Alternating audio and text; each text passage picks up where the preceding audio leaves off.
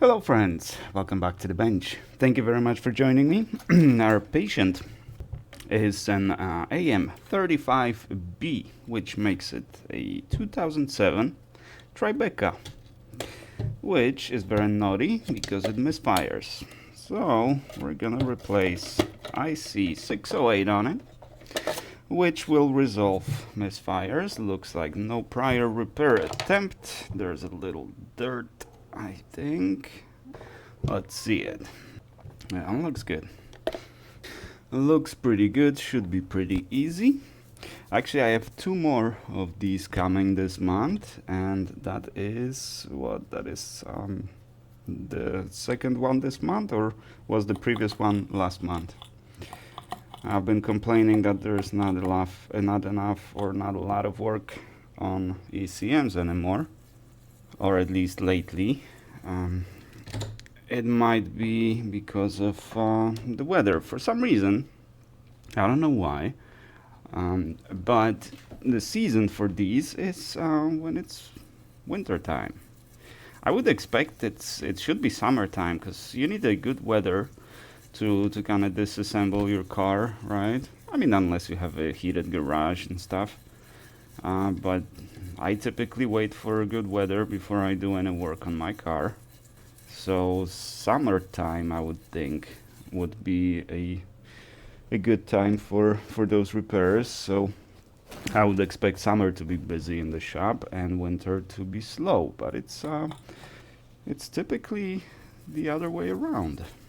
Winter time, for some reason, brings more business, and summertime, I don't know, is slow. And that is actually the same for like streaming and videos on YouTube. In summer times, in summer seasons, you get less views, less engagement, or fewer views, less engagement, because people are not glued to the screens. It's good weather, so they do more outdoorsy stuff. So that would make sense, right? So that's why typically repair shops get more business in winter time, because that's what people do, or people do more indoor stuff in winter, which are repairs, maybe work. You want to upgrade your computer, or your laptop broke, and in summer you didn't have time to take care of it, and now you're doing it, so it makes sense. But for the cars, I would expect summertime to be the season. Well, what are you gonna do? That's how it works. It's weird sometimes, but that's the way it goes. So, what's in the news? There's actually a lot of stuff in the news, and you know what? Let's not touch politics. I figured let's wait a little while. There's a lot of results from this administration. By results, I don't mean positive results, rather the other way around. They keep trying. I don't know what they keep trying to do. I hear that they're bringing the engineering, the manufacturing jobs to America, but I don't know who wants to work in the factory, manufacturing.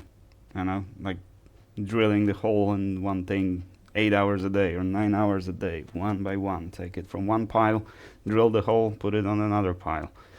Guys, after 2 weeks, I would couldn't. I mean, personally, I kind of like repetitive work, at least to a certain extent, because it's meditative to me, and I find it calming. But the fact how boring and repetitive it is, after a while, it really gets to you. You gotta be built differently to do those jobs, or just have a whole lot of motivation. On YouTube you can see those factories in India and Pakistan, Kazakhstan, basically where the labor is cheap, and you can see it all on YouTube. The entire process of how they're making, I don't know, the parts for the car, right? The brake discs, I've been watching that lately. Everything by hand. No personal protective equipment. No gloves. No masks. Nothing. Bare feet or safety sandals. That's it. Horrible conditions. Absolutely horrible conditions. That's why those parts are so cheap. Now, if you moved it to America, then, are you gonna work for 20 cents an hour? I wouldn't.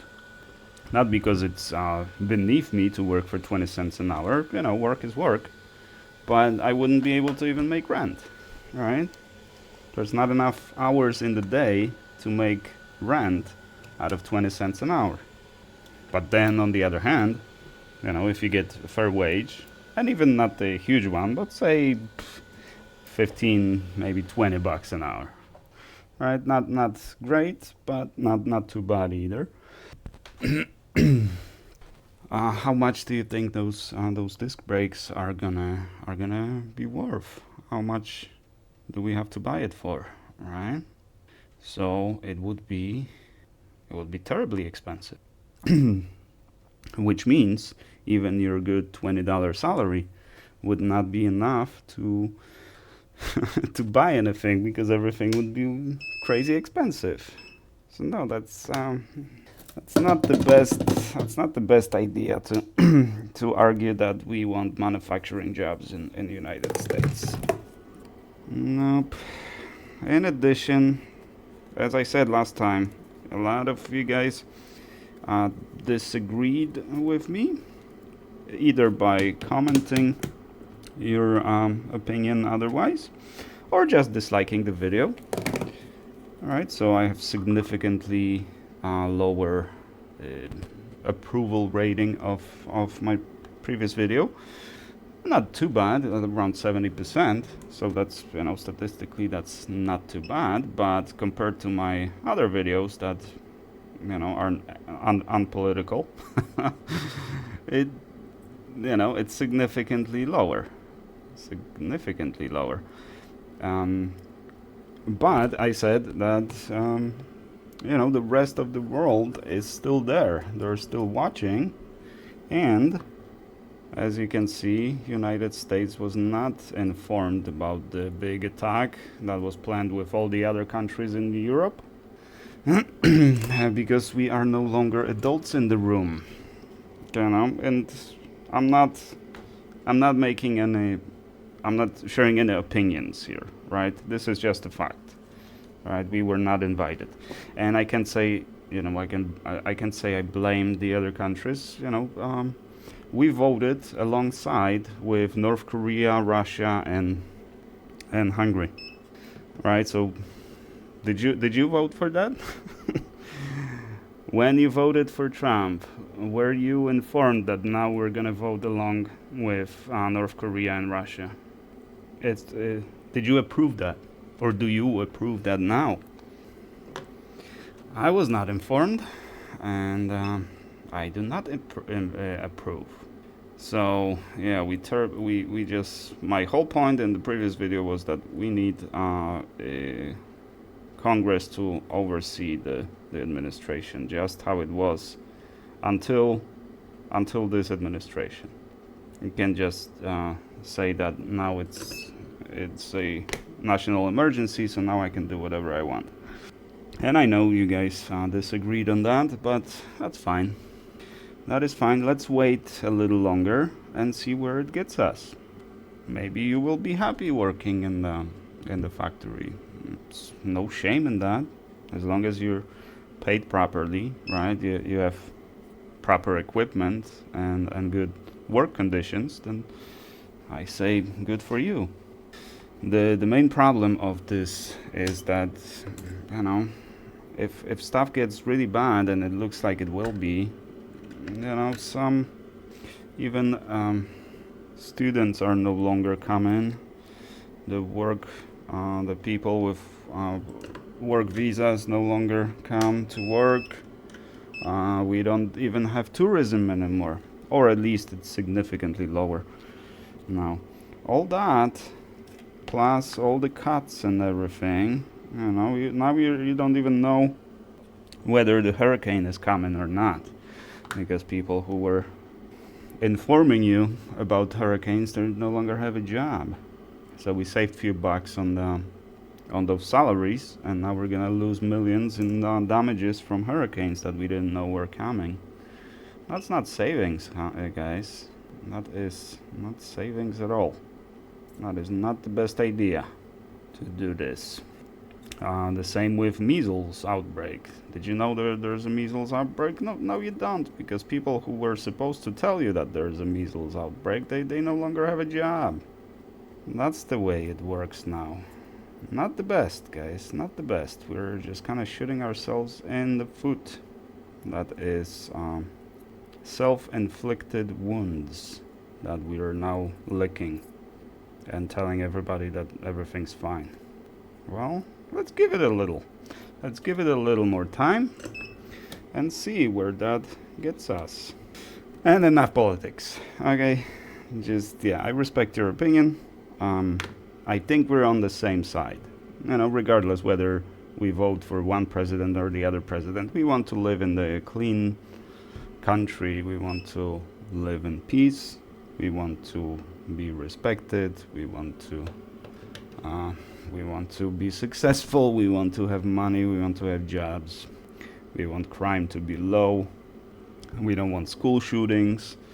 There's like tons and tons of stuff that we can agree on, and we only disagree about like one tiny portion, but we make everything about that little disagreement on policy, instead of focusing on stuff that we do agree on, which is the majority of everything we agree on.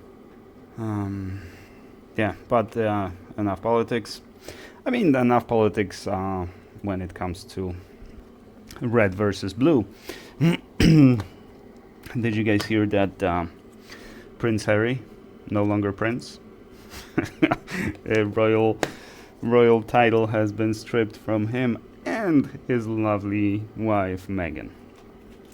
Mainly because of his lovely wife Meghan, the most oppressed royalty ever to exist. The busiest woman alive. No one works harder than Meghan, ever. And the reason the titles were stripped is because she was signing. What do you call it? Like some gift basket or something like that.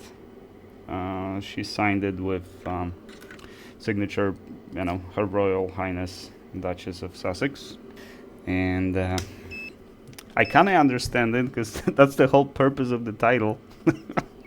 It doesn't actually give you anything. The only value of that title is that you get to call yourself Royal Highness and just flex in front of your friends, right? So yeah, when you send gift basket, of course you're gonna sign it Her Royal Highness. I probably would too. But she was explicitly asked, I think by the Queen, not to use that title, which, again, why would you even want that title if you can't use it, right? It's kind of understandable. But they didn't like it. So no more Royal Highness for you. So now she's gonna be oppressed. Oof. And since she plagiarized some stuff on Netflix in her show. Allegedly, the investigation is ongoing. There is a problem. The Netflix might drop her altogether, and no more money. And since they don't have royal title anymore, they don't get any money from royal family. Well, I can't wait to see Harry in the drive-through window of McDonald's and Meghan sweeping the floors somewhere in the office. Because supposedly, based on the witness's testimony, she's very difficult to work with. And I could believe that. Entitled people are typically hard to work with. And she seems to be rather entitled. Well, royal family, right? That's like a definition of entitlement, right? It's hard to say that the member of the royal family is not entitled. It's like the most entitlement you can get in the world. Nothing beats the royalty. But, in business, especially in creative business, or any kind of work pretty much, being difficult to work with or being entitled means being difficult to work with. And being difficult to work with, obviously, you're not going to be successful in anything if you're difficult to work with, unless you're like a savant. And Steve Jobs was difficult to work with. Steve Jobs was difficult to work for. But he's got plenty of success to show for it. Mhm. So it's not always that way. But yeah, if you're difficult to work with, people don't want to work with you. What do you expect?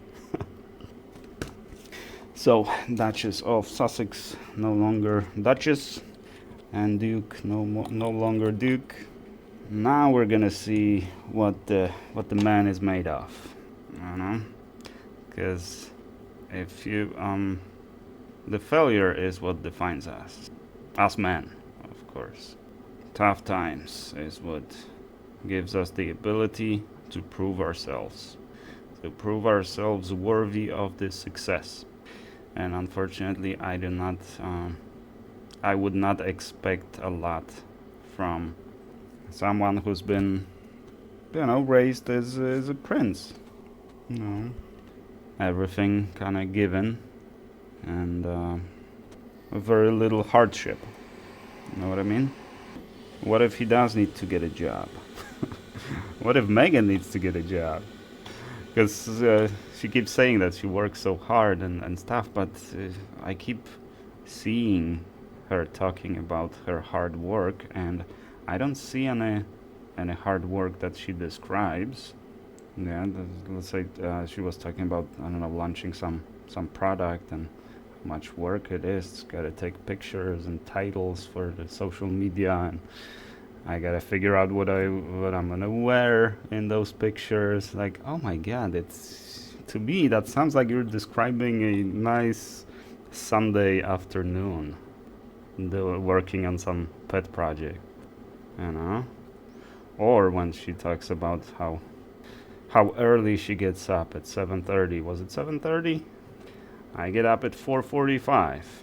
Okay, and I typically don't get to bed until like 9. And that's how my day looks.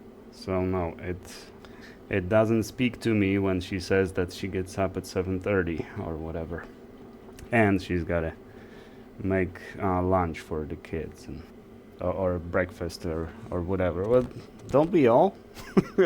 Isn't that something that we all do? And we don't get a medal or pat on the back because of that. Well, at least I don't. I don't know. Maybe you do. Good for you. You should. You should get a pat on the back that, hey, you did an honest day, the day of honest work. That's great. Well, sure it is. Sure it is. But if you're busy, that's what's the disconnect in whole this, in my view, is that if you're busy, you don't exactly have time to go to shows, the talk shows and podcasts and stuff, and talk about how busy you are, because you're too busy to be there. Have you seen me on the podcast or on TV? Not that anyone would want to talk to me, but if they did, I don't know. I would say probably, sorry, I don't have time for that. There's only so many hours in the day, and I work 7 days a week. I haven't had a day off in I don't know how long. I don't keep count, but definitely not this year. This year I haven't had a single day off, which doesn't mean that I work every day 12 hours or 16 hours a day. No, sometimes I have a little lighter days. So you might call it as a kind of a partial day off. Sure. But every day every day I have to do some work. No days off. I basically have 2 jobs. And the only reason I'm talking about it, because normally I don't, is because I'm talking about Megan, right? So that's my point. That normally I don't talk about that, you know, because that's just what we do, right? We go to work every day and we work, and that's how life works. Now, if you didn't have to work, would you still do something? Would you still work, or would you do something creative, something interesting, right? I don't know what I would have done if I didn't have to work. I don't know, maybe I would be doing more art, or well, probably just working on my pet projects and that kind of stuff, you know, most likely. I know I wouldn't be just sitting and watching TV all day. It's kind of not my cup of tea. Anyways, you guys remember when the prank channels were very popular, and they stopped being popular because, well, actually I don't know the reason why. I'm thinking that too many YouTubers took it too far, right? Because it's kind of given, you know, if you do pranks and you get views, then you're just kind of expected to, you know, to just come up with new stuff every time, new stuff and better stuff, more, I don't know, more shocking stuff or something like that, right? So it kind of makes sense that you're gonna overdo it eventually. If you have to keep competing with yourself, you can just post the same video over and over, right? So those channels just kind of disappeared. But recently, there was recently one prank was gaining traction on TikTok. A variation of Ding Dong Ditch. It's basically a game that I've played when I was a kid. You basically ring a doorbell and then you run away, right? Not very exciting game, but hey, if you're 10 years old, then it's a lot of fun, or adrenaline and stuff. And sometimes someone will run out of the house yelling, or maybe even chase you. You know, when you're 10 or 15, well, maybe not even 15, maybe 10 to like 13. That's fun. And then you grow up. But apparently, the TikTokers nowadays, they decided not to grow up and take the prank from a kind of a harmless prank, because technically it's pretty harmless prank, right? It's just annoying, but it's harmless. They took it from being a harmless prank into being like a pretty much home invasion. So they no longer just ring the doorbell, they just double drop kick the door. And not during the day or in the afternoon, they do it at 3 o'clock at night or in the morning. So pretty much in the middle of the night. They still run away, but one unlucky resident was subjected to this prank at 3 o'clock at night. That was, I think, in Virginia, if I remember correctly. Now, this would have been a lot better for the victim. Well, it's hard to say who's the victim in this case, so we'll get to that. But it would be a lot easier if it was in Florida, with stand your ground laws and, you know, a little more liberal rules when it comes to gun safety and using the guns and that kind of stuff, right? But since it's in Virginia, they do have a form of that, but it's not. It's open to a lot of interpretation, and obviously it's gonna be way different than Florida. Now, if it's sitting, we'll see in a second. But what happened? They did the deed. They double drop kicked the door, and the guy responded with fire. with gunfire.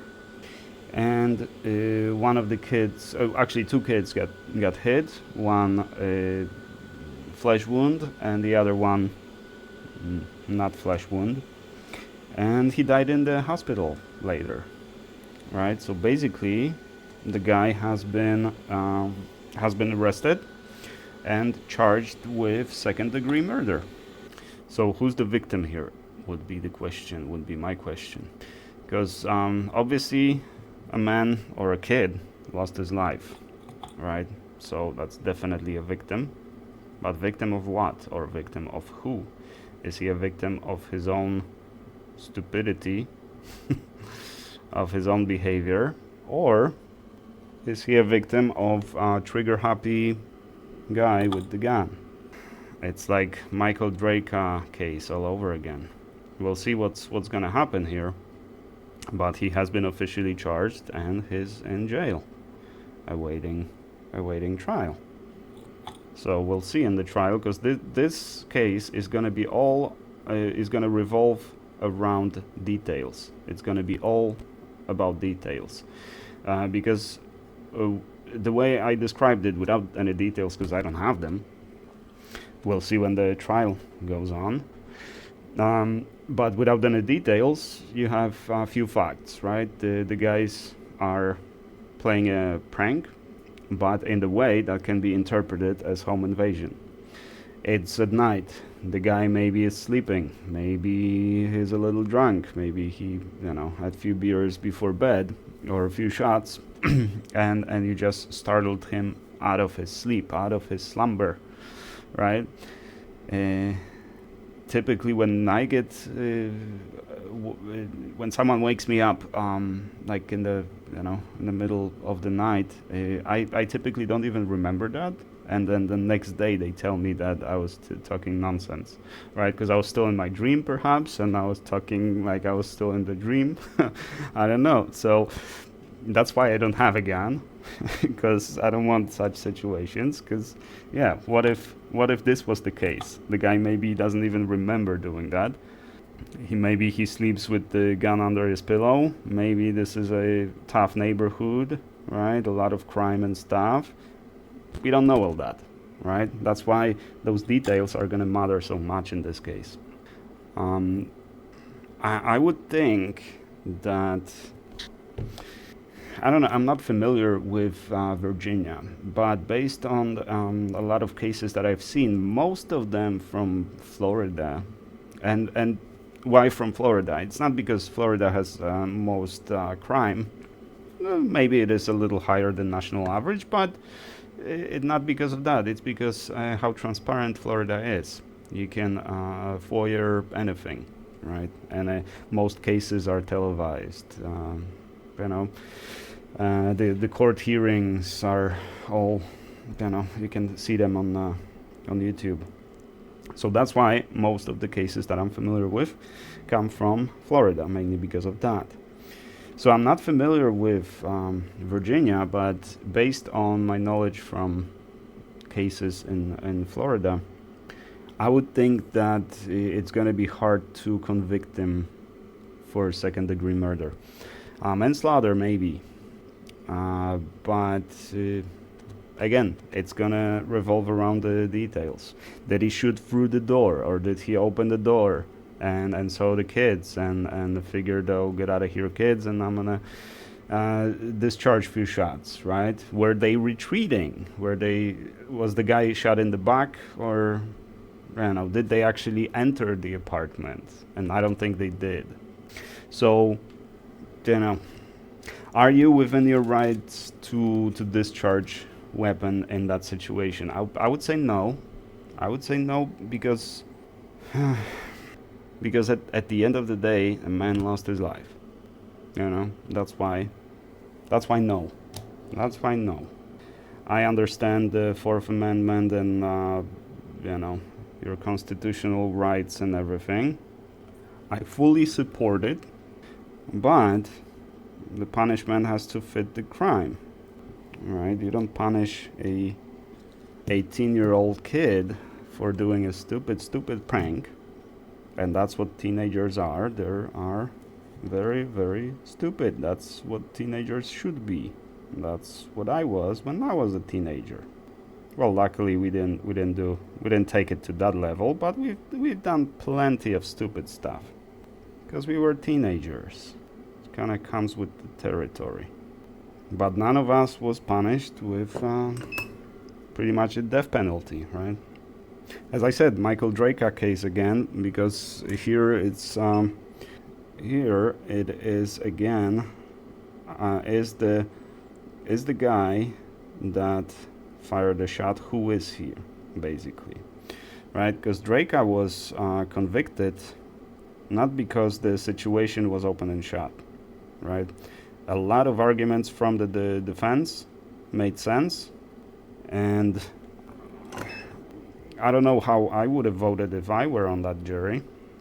I'm not sure, because we don't know how the meeting in the jury room actually went, or at least I don't know if we do know. I don't, because jurors are allowed to talk about that, but they cannot be compelled to talk about it, right? So it's basically it's jurors' choice if they want to talk about what happened in the jury room. But the main reason he got convicted is because of his personality. It wasn't the first time. He kind of instigated the situation in a way, and he was as described trigger happy. He was waiting for the opportunity to discharge his weapon. So is this guy gonna be portrayed the same way? Is he the same guy? Because if he is, then it's very possible that he will be convicted. Right? That's why Draka's case was so divisive, because you could easily make arguments for both sides, and a lot of discussion. You can have a lot of discussion about it and still not reach the consensus.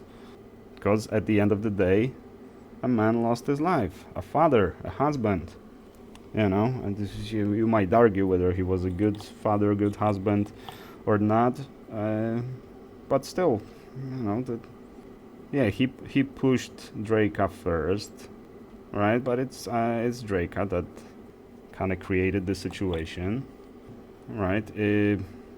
The guy would have survived if he handled it better, right? Because he also, he just kind of appeared, and without saying anything, he immediately shoved the guy to the ground. I mean, his kids were in the store, but his wife was in the car. You can't really blame a man for acting like a man, and obviously he was much bigger and stuff, so, and it would have been different if in that second Draka reached for the gun and the gun went off, or shot him in the leg or something. There would be no problem. But he took the gun, he pointed the gun at him, then the attacker kind of started moving away, right? He was retreating, and that's when he shot him. That was a smoking gun of the case.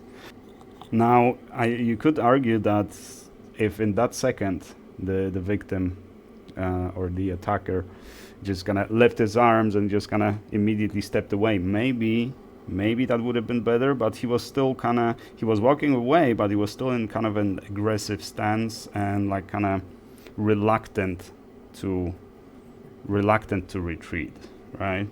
So that could have saved his life if he just kind of humbly raised his hands and said, "Hey, dude, no, don't shoot. I just want to kick your ass. I don't want you to die. Don't shoot." But that's why it was such a divisive case. And I think this one is going to be very similar. Although in this case, I don't know, because I typically listen to all that stuff without any screen or anything, right? I just hear the sound. So I don't know what is the racial situation here. Are those people all the same race? Or, or there's gonna be race brought into this equation. I hope it isn't, because that's gonna make it so much more difficult. Which technically for us viewers, as fans of true crime, it's, you know, the more complicated the better, because it's going to be more entertaining. But, you know, again, at the end of the day, a man lost his life. This isn't exactly an entertainment. It's interesting, but it's not entertainment. But regardless of what I think about the case, we'll see what's gonna happen. Okay, I think this is done. Oh no, it isn't. Let's see from this side. Oh no, maybe. I gotta look at it through the optics. But it needs to dry a little more.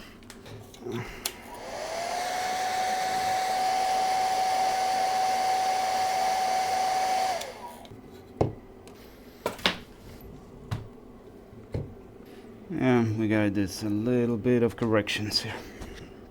A little bit more solder on these. So this is ground, but also one of the injector signals. So it needs to have enough solder. Yeah, the ground is kind of difficult on these, because ground takes a while to heat up, and it's not always hungry for solder. But the control pins and the discharge pins, they need to be soldered really well, because the ground is also at the bottom. So, you know, even if you completely miss those pins over here, right? Completely ignore those 4 or 5 pins here. It's fine. It's fine. It'll still work. It'll still work well. But if you miss one of those tiny wires, it's not gonna work, which is a pain, because then the ECM has to come back again to my desk and we have to redo it. It happens sometimes. I mean, last time it happened, that was a long time ago, so it doesn't happen that often anymore, but it happens. You always allow a little bit of failure from time to time, no matter how often you do it and how much do you do it overall. Or at least that's my approach. Yeah, my dad would not agree with me. There you go. Now it is all good. So now just a little bit more cleaning and we are done, and we'll see what's gonna happen. Today we have to replace a AM5 socket. So I'll do that a little later. I got some other stuff to do as well, so probably an afternoon session this will be. We'll see. Maybe even an evening session, so maybe I'll release the video tomorrow. We'll see.